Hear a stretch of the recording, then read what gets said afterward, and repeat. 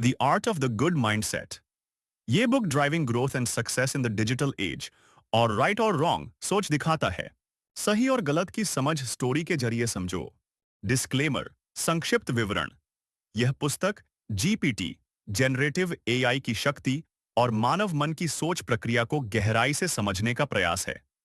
इसमें बताया गया है कि कैसे विचार उत्पन्न होते हैं, कैसे सही और गलत सोच का निर्माण होता है, और जीपीटी जैसे तकनीकी टूल्स से मन के भीतर की उलझनों को समझा जा सकता है।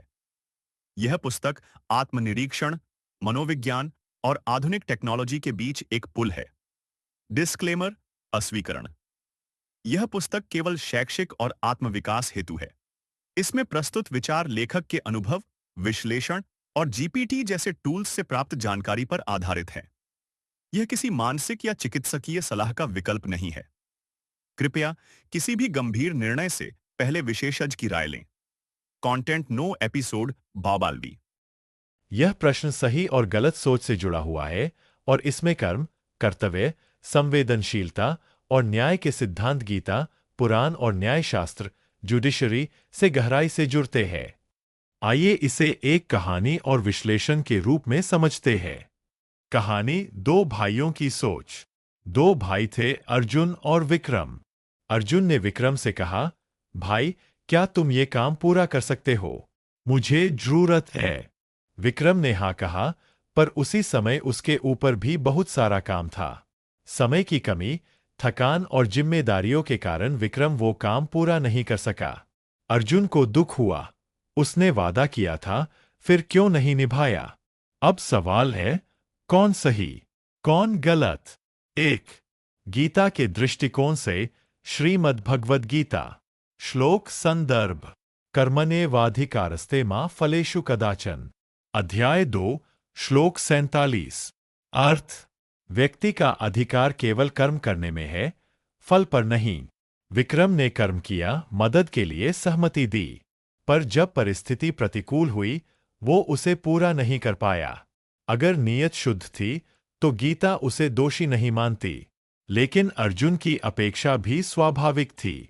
जब आपसे कोई वादा करता है, तो आपको भरोसा होता है। इसलिए गीता कहती है, सच्चे मन से किया गया प्रयास यदि असफल हो भी जाए तो वह पाप नहीं है। लेकिन अगर आप अपनी क्षमता जानते हैं और फिर भी वादा करते हैं, तो वह मोह और अहंकार कहलाता है। 2, पुराणों से दृष्टांत, उदाहरण, रामायण। राम और भरत की कथा।